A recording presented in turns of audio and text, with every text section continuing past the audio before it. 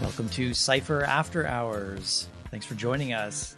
I'm Brett Stewart, your host, with my co-hosts David and Emily. And today's After Hours, we're going to do things a little bit differently. I think we sufficiently discussed the Coral Castle and everything related to that. So today we're going to talk a little bit more about what's on our mind, kind of have a stand-in for you, the audience. I think Emily has put together a couple questions, discussion questions that we can talk about. Some of these are going to be about esoteric topics. What do you have in store for us, Emily? Right. So I think in future episodes, what we'll end up doing is we'll actually get feedback from our listeners in terms of questions they want answered. But in this case, I've come up with a list of a few questions that I know some of us wanted to ask each other. So let's get into it. We'll give our audience a little bit of a thought on what we think of things related to Psi. So the first question I have here is for you, Brett. When exploring esoteric topics, obviously it's important for people to keep their wits about them to make sure they're doing things in sort of a safe way. Can you share with us some quick tips or tricks you might have on how to be psychically prepared, how to defend yourself and protect yourself psychically? For me, there are some quick tips, but ultimately at the end of the day, this kind of stuff is something that working with someone who knows their way about the psychic sphere, so to speak, is likely your best bet. So finding a mentor if you want to dive into these arenas is a rather wise thing to do. But there are two specific things that come to my mind. The first thing that I would recommend is that if you're doing a lot of work, especially psychic work, you can use something that's called a tourmaline crystal. And this sounds super woo. However, not too long ago, actually, a couple of years, I had a lot of high strangeness in my own local environment. So where I was living, I was having a lot of, let's just say, poltergeist / strange phenomenon that wouldn't stop. And it was getting really frustrating and really annoying. And there's some other things I was doing to counter it. But I had a friend of mine who's a natural psychic who actually taught remote viewing many years ago, that I was having a conversation with him. And he said, you know what you need to do? Hold your reservations until afterwards, but try and go buy some black tourmaline crystals, put one in each corner of your living space and see what happens. And at that point, it had gotten kind of so elevated and so extreme that I was at a point where I was like, well, anything will help. I mean, why not? And so when I did that, it was shocking how quickly that had a dramatic reduction in the amount of things in my space that were causing it to be disturbed. I've never actually remote viewed the impact of crystals directly, or I can't tell you the mechanisms behind it. I'm not a crystal scholar. But what I can tell you is, in my experience and experience I've heard from others of people who use this, it helps dramatically if you're running into things as far as psychic protection is concerned. This will aid that cause. So that is something that I recommend to people when they come to me if they have certain things that are causing them disturbances. But it's really straightforward. Just some black tourmaline crystals, and those can help. Yeah, so I also had a similar experience with black tourmaline, or it might have been obsidian or something. And like you, Brett, I was absolutely not a believer in crystals or anything. And to a large extent, I'm still not. Uh, there, you can hypothesize about the mechanism being to do with intent rather than there being any significance to the crystal itself, which maybe that's the case, I don't know. But I was having a really negative experience with it. Was shortly after I'd kind of my awareness had opened up to all this stuff, and I hadn't learned how to control it or what was possible and what wasn't. And I was picking up on other people's negative emotions.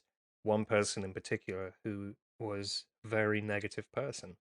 And I was having all these like weird negative thoughts that were just, they didn't feel like my own. This was like somebody else's baggage. But at the same time, I didn't really believe that it was possible to pick up other people's stuff at the time. And I spent like 3 months in this really dark place with just all this weird negative stuff going on. And in the end, like you, I just got desperate and was like looking for what can I do about this? And someone said, "Oh yeah, you should buy this thing." And it's like really at this point, this I got like a tourmaline arrowhead necklace off Etsy, and it worked incredibly. It was just like problem solved, and that kind of gave me the space to then be like, "Oh, okay, maybe this was what was happening." I can't really believe that, but the problem is fixed. Maybe it was just because I believed it would be fixed, but I'm not sure because I didn't really. I Yeah, was and just so whether or desperate. not it's a placebo effect that's occurring with this, I'm not sure. I certainly spent a lot of time and intention working on using other more in-depth practices to clear my space, which helped somewhat. But the fact that it was just such a dramatic kind of switch off of stuff that was affecting me negatively in my space has me as an advocate for if you're having some issues, try it out. What's the harm? You spend a few dollars on some crystals; they're pretty cheap. Yeah, I think it's more important to know, maybe in a practical sense, what works and not get too hung up on why it works. Because I think the reality is we don't really know. We just have come across these particular ways of doing things through trial and error mostly. And when we discover things that work, you don't have to know how every device in your life works in order to be able to use it. Sometimes it's just good enough to go out and get it and use it When it and comes to enjoy the remote viewing, benefits. it's funny, we're practitioners, but we also, I'm fairly certain no one knows exactly how remote viewing works. Why is it that we're able to access this information from our current point in time and space about any information in time and space? So they're all just guesses. You can still be a proficient viewer, a proficient psychic without really understanding the mechanics or knowing what's under the hood and why it's operating that way under the hood. And I have the same disposition towards black tourmaline crystals. I don't know why. Maybe it was placebo. Maybe it was a mix of my intent and the crystal. I really don't know. I just do know. And the thing I care about was the outcome. That's what I care about.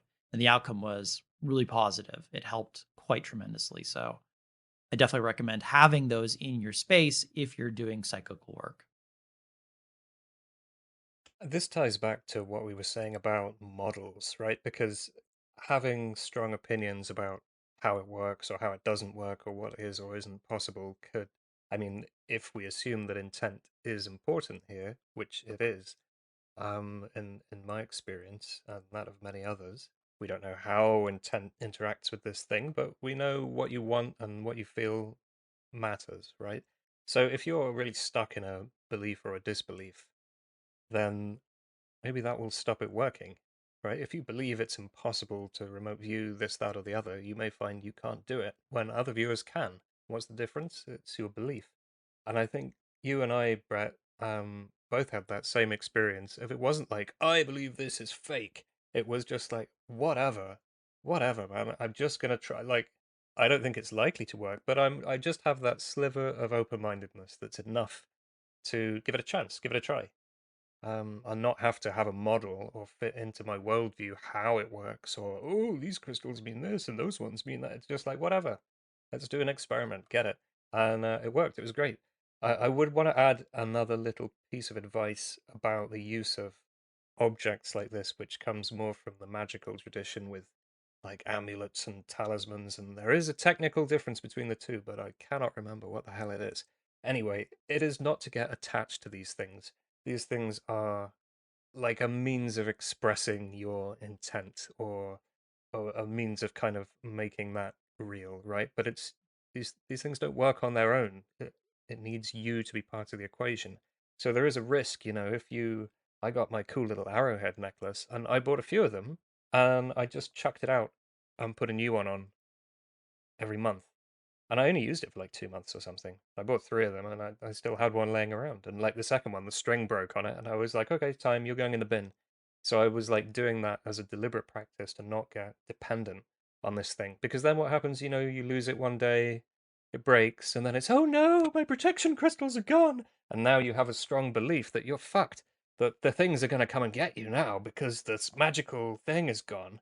And that's not a good situation to create for yourself. So yeah, buy cheap, buy many times, don't get attached, and throw this stuff away. Thanks. That's a really good point, David. Yeah, I think while these are tools to help us uh, be protected, feel protected, and so on. It's important not to get overly attached to any one particular tool. It's just another tool in your tool bag, and ultimately it's whatever works for you, but I think it's very important not to use it as a crutch, not to be dependent on it. Simply have it add to your ability to protect yourself and keep yourself safe. Now, Brett, you mentioned you had a second topic or second protection mechanism you wanted to share with us. Do you want to Sure. get into that? So the other thing that came to mind when you asked me that question, one was the crystal. The second was just more of a disposition in psychical functioning. And it's more than likely, if you work with someone and you're learning from a mentor on how to do things, they'll probably have something like this in the practice they're showing you if they're a responsible teacher. So the thing that I just wanted to share that I think is really important, and this is a little bit more related towards traditional psychic functioning or what I do, which is extended remote viewing, which is where I put my body to sleep and I keep my mind awake and I am going out, quote unquote. I mean, it's probably just me staying here locally having an experience, but I'm going out into different sites to explore. And sometimes at those sites, I may see entities or beings that are not physical, or, if you're not even at a location, maybe you're somewhere off in space and there is no physical material there. It's just beings and interesting concept imagery there. I believe it's really important that if you're doing that kind of work, that you have a bit of a doorway that you go through and back from that has intention built into it as what I call a sanctuary. And what a sanctuary means to me is that I am the only being or entity, period, that can make it into that space. So think of it as like a clean room. If you're going into a hospital room, you need to go through the clean room first, then into the operating room to make sure you're not bringing any outside or bringing home any germs or parasitic things along the ride with you. And this is something that is very easy to create. It's just a imagined experience in your mind before you go do any psychical functioning. Is you just create a space where you set the intention that only you can exist in this space and nothing can come into this space unless you allow it to consciously, period. And it's just a mental construct. And I always use this as a jump off point, like a diving board into the esoteric, more spiritual realm, rather with extended remote viewing.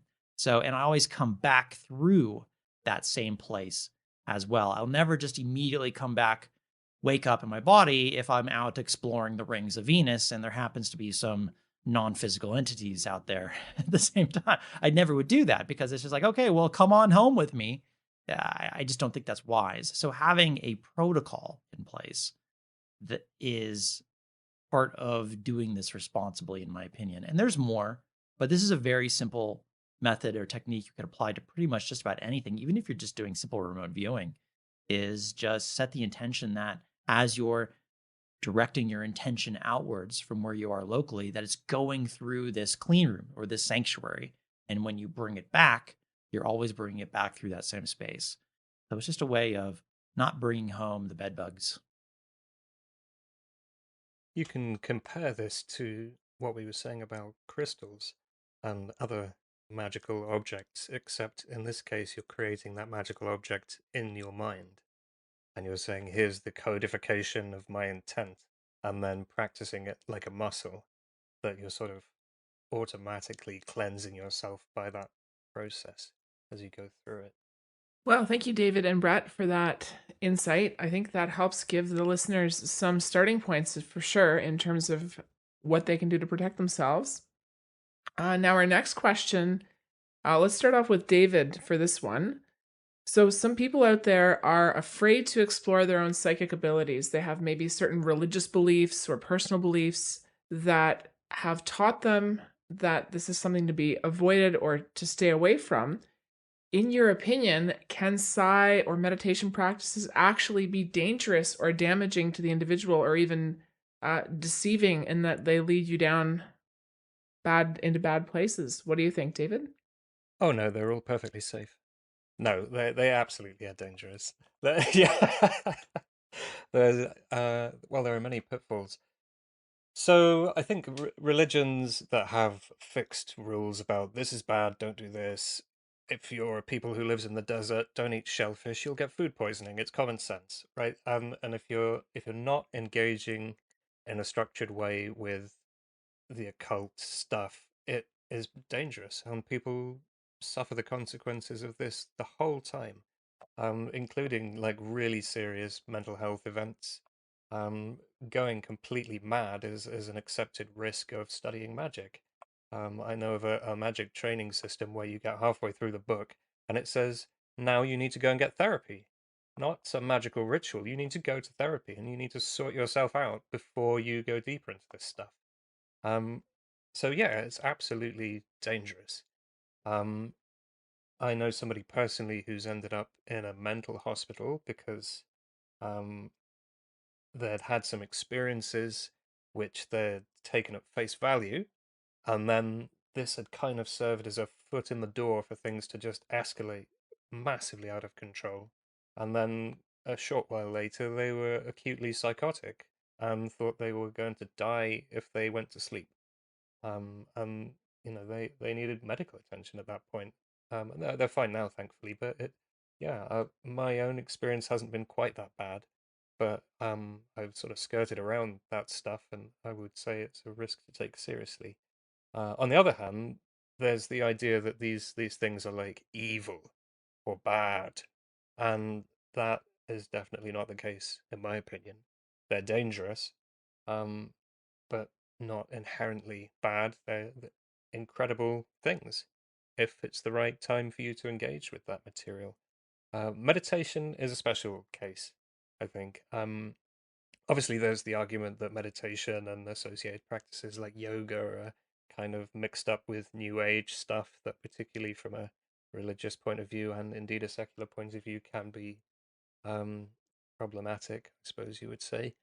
But meditation itself, and in the more authentic sense, we got to remember what it's for. Like in the modern world, you have corporate mindfulness where they're using meditation as a crutch to wring another 5 percentile points of productivity out of people by trying to undo some of the terrible stress that people are put under by the working environment. And that is not what it's for. This is a spiritual practice of self knowledge and essentially dissolution of large parts of the self. And if you go into that without that context and without appropriate support, and you happen to be somebody who is already dealing with a lot or has a lot under the surface, well, guess what? That stuff has to come out and be fixed in order for you to reach the goal of meditative practice. And, that can be like taking the cork out of something very big and very Yeah, there's pressurized and very something when you were unpleasant. talking about the occult and you're talking about how being responsible and these things can actually be dangerous. It might be useful to stress that point just a little bit, and I can just share.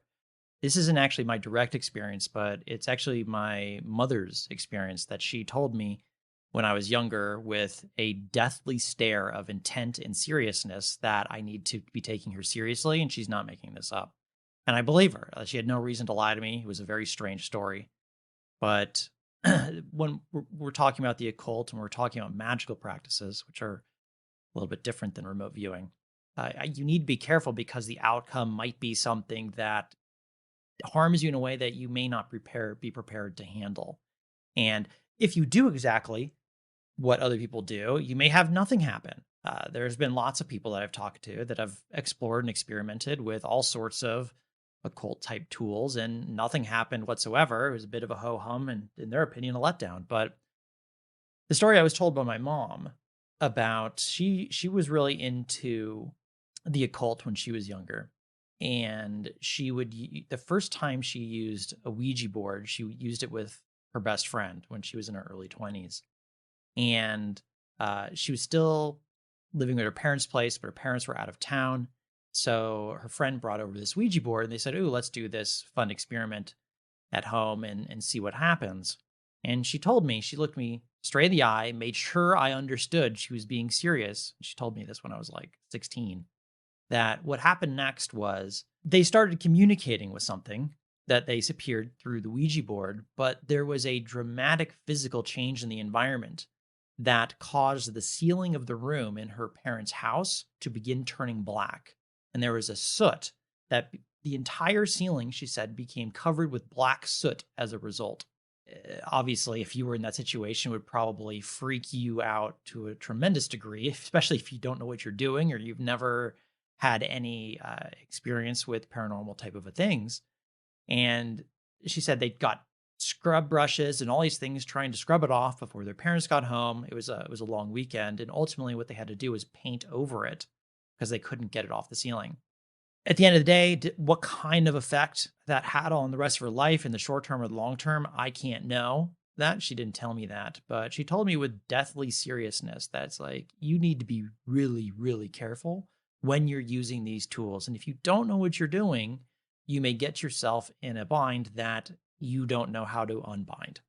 So this is why I'm always a huge proponent of, if you're interested in these things, explore them, but do it responsibly. Find a mentor, have a plan or protocol in place, because there are cliffs out there that you can fall off that can lead to larger harm than just black soot on a ceiling.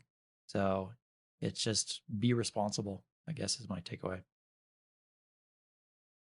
I very nearly ended up in one of those binds myself, but in this day and age, we have Google to the rescue, and I was talking to this thing which I'd realized had become a problem without me realizing it, and I suddenly it twigged and the penny dropped. I thought, uh-oh, something really bad is going on here, but I didn't know what I was doing, and I'd already been kind of deceived and deluded by this thing. And so I'm just madly Googling, what the hell do I do about entity attachment? Thinking, I didn't even think this was real. I read about this once and thought, that won't happen to me. And then, I skipped like 5 chapters ahead in my magic textbook and thought, what's the harm in getting a pendulum out? Just like a Ouija board, right? This is the harm in it. Um, so I had to go through the Google search results until I found something that didn't require like Eye of Newt and black candles and stuff, and was just a thing I could read. Um, and actually, it was an invocation of Archangel Michael, which is a really interesting topic. And I don't want any listeners to go, well, that's a Christian thing. It isn't. Um, they certainly don't have a monopoly on the archangels, but that's a massive topic, which I hope we can cover I another should have another day. actually mentioned that earlier, Emily, when you mentioned what are some things you do. It's very simple. It sounds religious. It's not. But the energy associated with the idea of Archangel Michael is an extremely powerful thing.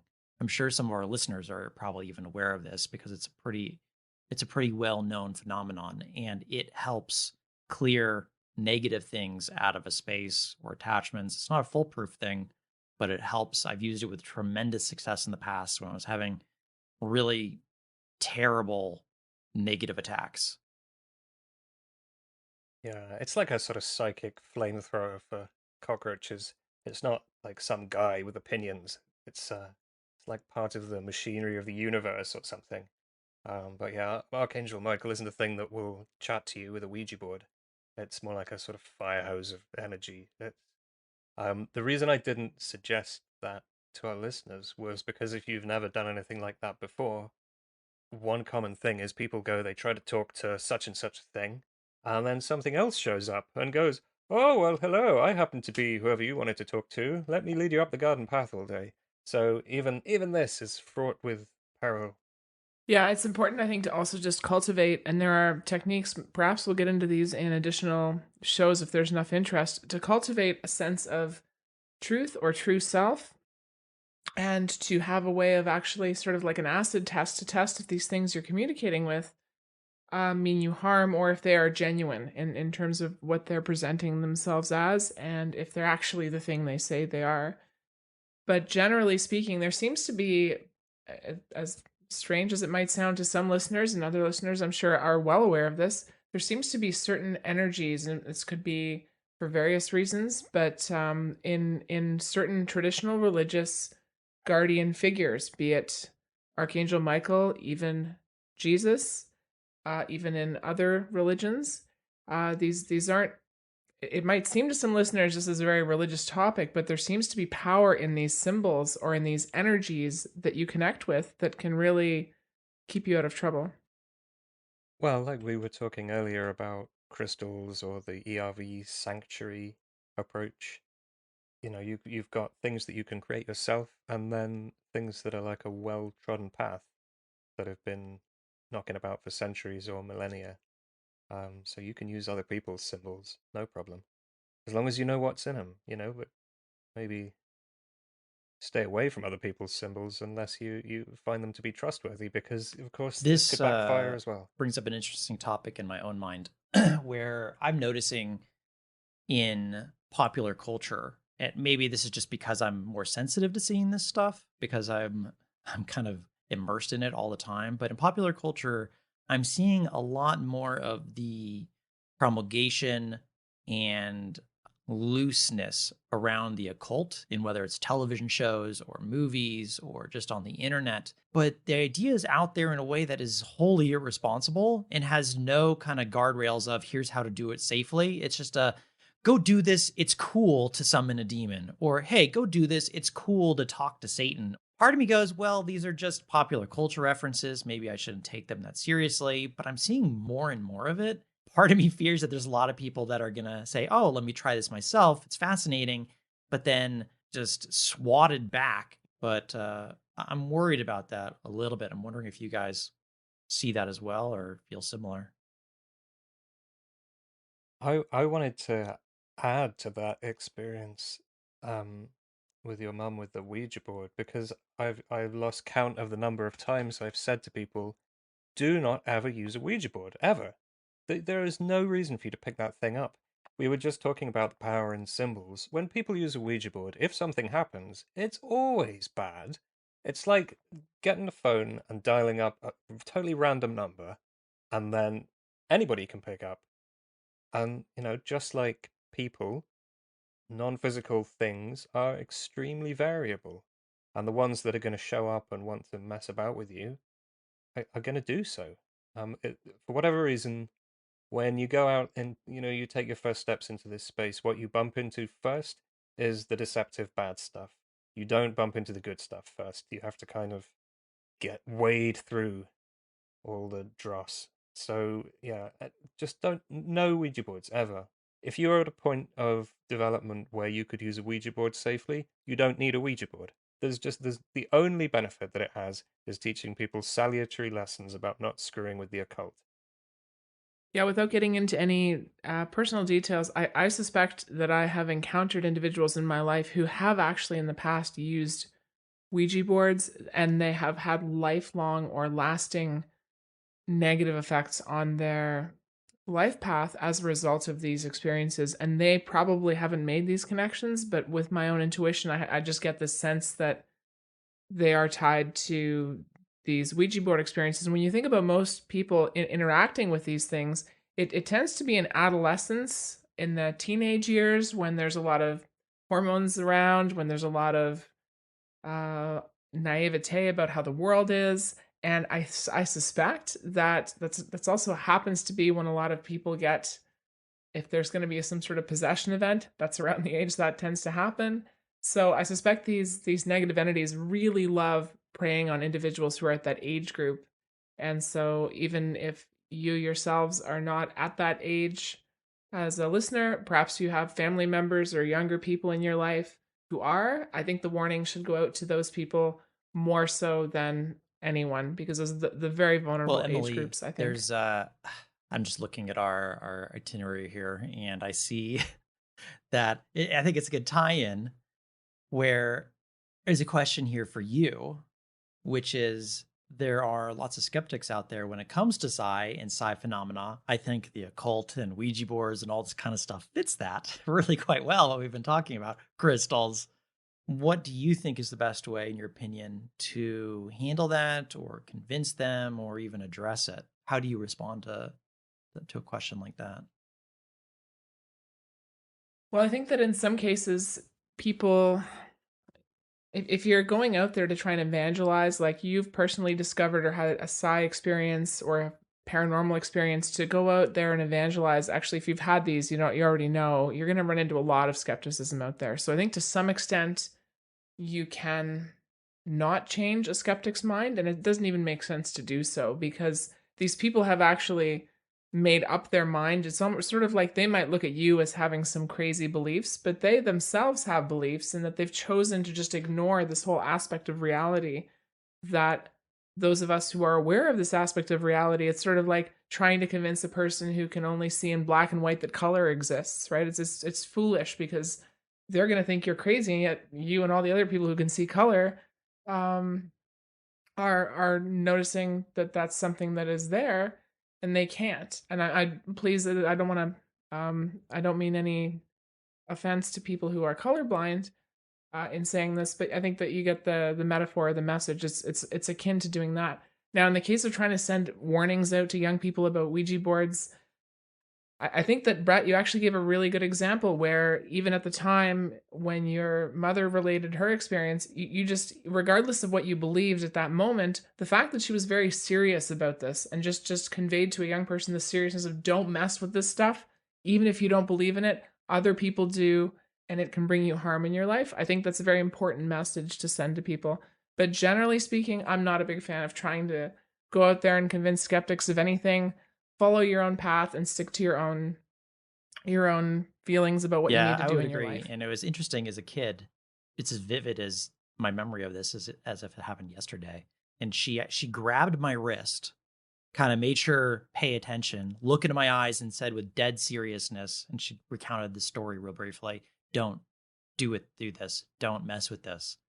And it might actually, now that I say that, having gone down this path and had my own trials and tribulations, not with a Ouija board, but in other areas relate to this, part of me almost wants to look at the mechanics of a Ouija board with remote viewing. It's a fascinating thing to me now. So one, the warning, but two, now for me, it's like, oh, I wonder what is actually going on there through the lens of remote viewing. I'm sure we could maybe one day give it a shot.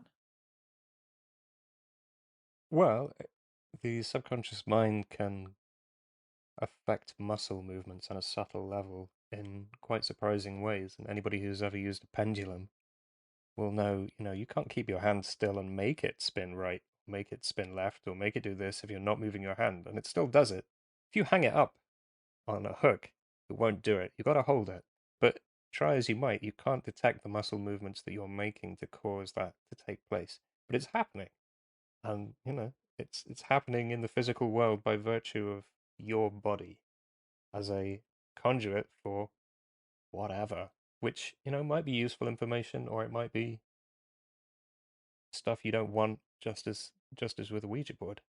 There's, I believe it's called kinesiology or muscle testing, where people use muscle tone in the body to kind of pull answers out of the subconscious, which I haven't tried, but I know people have had really positive results from Yeah, I that. have a Same friend thing. who's really good at that. Actually, he's a really good remote viewer, but he's actually done a lot of work on developing muscle testing, and he's been able to pull out some really valuable information, more precognitive in nature, those about things that are about to happen using muscle testing. So I haven't looked into that. I'm not skilled in that, but I have heard about successes from a close friend of mine who has. So worth investigating. So this actually ties in really well to one of our next questions we have on our list here. And I think we'll start with David. So, do you think, David, that it's possible to project your own level of discernment or mental clarity into other people? And I guess we've just been discussing in the context of these warnings you might want to convey to other people, or your level of discernment on topics. Do you actually think it's possible to somehow project your level of ability or discernment into someone else to perhaps help them? Into them or onto them? Um, I would say, I mean, I don't know. I mean, there are phenomena like this, right? There's Dharma transmission and there's initiation things that are a kind of psi event. Um, could you really say this is going to help somebody to override their free will with your I know best attitude? Maybe I should have screwed around with a pendulum and found out the hard way about the dangers of entity obsession. Maybe if some know it all had come along and gone, "Oh, I will protect you from your ignorance," then I wouldn't have had that opportunity to learn, and I would be worse off now because I don't have any negative lasting effects from that. It was a beneficial experience which I still draw from. Who am I to say, oh, you must have channel my wisdom and then you will be safe from the woo woo? No! Go get your fingers burned. I mean, generally speaking, not always, because sometimes mental hospital, but generally speaking, the universe seems to throw challenges at you that you can just about cope with. They may not be challenges that you would have chosen, but there's usually a way through this or around it, and you will always come out a stronger, wiser person through successfully overcoming these things. So it would be criminal to impede somebody else's free will in order to prevent them having those experiences, I think. Yeah, that's a really good point. I think that ties us also back to what we were saying in terms of not trying to convince skeptics. I think it's important. My personal belief is that everyone's on their own path, their own journey through this life. And who are we to say we know best for what's correct about someone else's journey? Perhaps part of their life path is to be that hard-nosed skeptic, or to go through that trial and tribulation that will actually cause them to have growth on a very real psychological level or a spiritual level, whatever you believe. I think there's a healthy level of hubris we have to have, even when we have this impulse, we feel we know what's best for someone else. We can warn them, that's fair. But should we really try and project our particular opinions on them? Perhaps that's not even ethical to do, or even good for us as people I who think another care way for of other also people. looking at that question is someone who already has done a tremendous amount of clearing for themselves, whether it's through therapy, whether it's through other techniques, getting rid of handling their stuff. Uh, it's very easy to think that your level of clarity on subjects is the same as everybody else.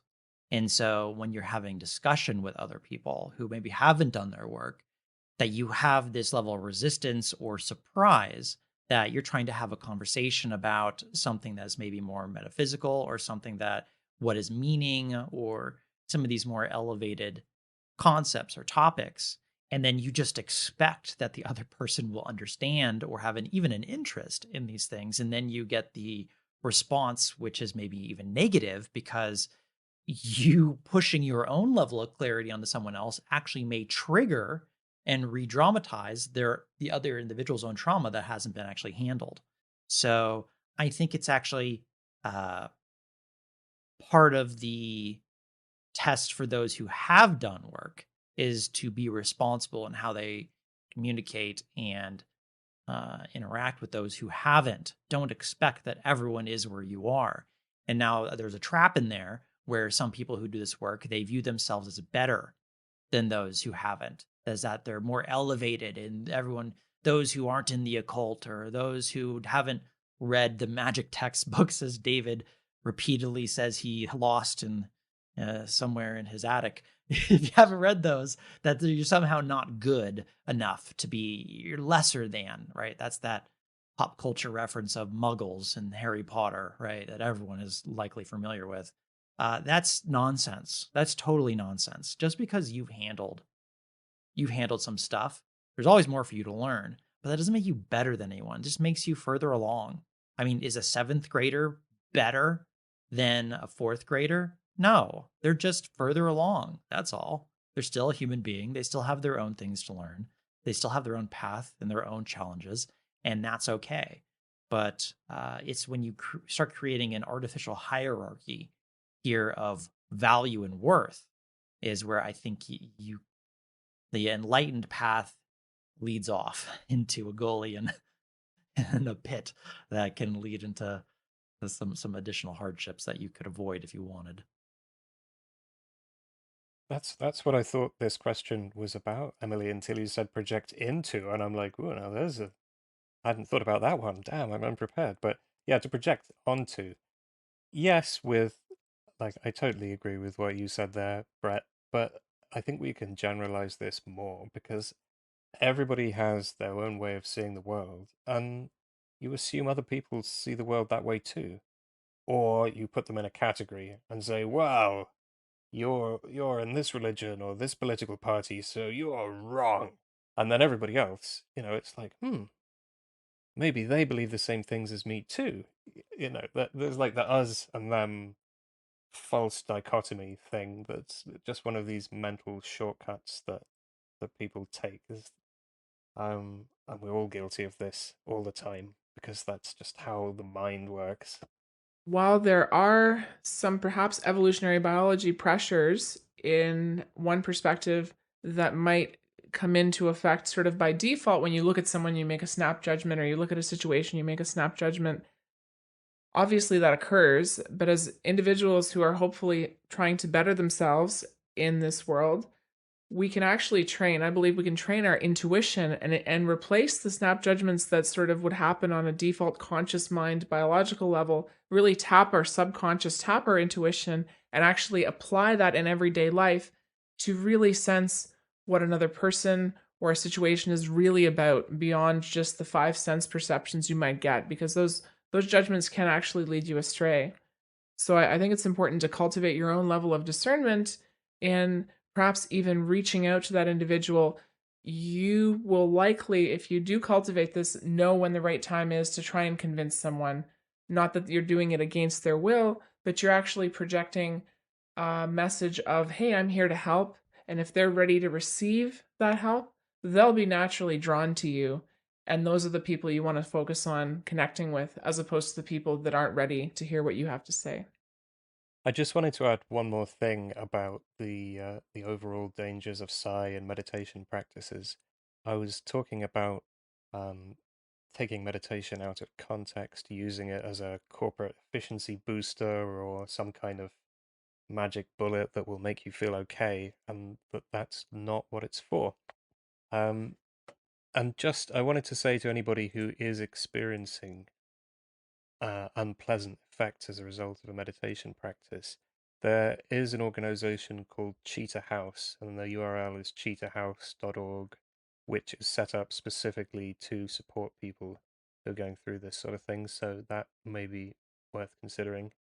Um, there's a paper in PLOS One titled "The Varieties of Contemplative Experience" by who's this by? Britton et al. In 2017, which lists a huge amount of things which people experience as a result of meditation practices. And in some ways, you can look at this list. It contains things like re-experiencing of traumatic memories. Now, from my perspective as somebody on the spiritual path, that's good. That's me getting work done. But it's not nice. And if you're coming at meditation from the point of view of, oh, I will feel relaxed and I will not have any stress and it will be great, that you've been misled. It's not what will happen, at least at first. And all sorts of very strange things can happen too. And obviously, this is like a published in a scientific journal. This is an academic perspective. So, delusional, irrational, or paranormal beliefs, which 47% of people experienced, are then pathologized.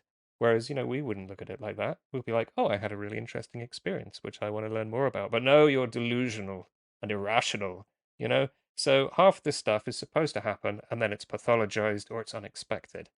But suicidality is listed here.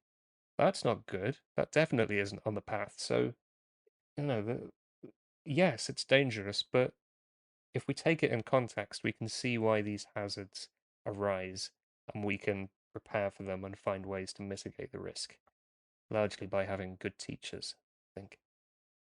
So I just wanted to summarize. There is a thread that's run through all the conversation we've had tonight and these various questions.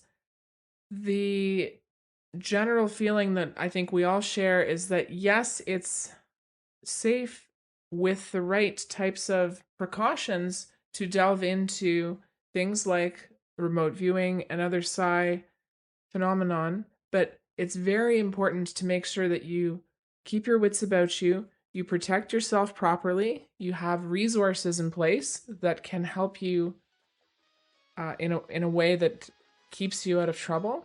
And it's also very important to make sure you understand you're on your own journey. You got to go at your own pace and not try to keep up with others or even push others into spaces they're not ready for. Everyone is on their own path, and it's very important that they do the work and not take any shortcuts. There's so many ways to try to take shortcuts in this particular journey. People do psychedelics, they get in way over their head with that stuff. People get into all sorts of things they have no idea what they're really messing with, whether it's Ouija boards or other types of spells they're casting, and they can end up in really bad places. So it's very important that you first understand what you're doing, put in the hard work, have the protection, and try and move at your own Well, I pace. think that'll wrap up this After Hours session. Thank you, Emily and David. I think we talked about some pretty interesting topics. If you, the listener, would like to contribute to some questions for our next After Hours Q&A, it'll be under the members section of the website. We'll have a spot for you where you can submit your own questions for us. And as soon as we have enough good ones that we are interested in having a discussion about, we'll put the next one of these together. So I hope you enjoyed this first version of this After Hours show. And with that, we'll see you next time. Take care.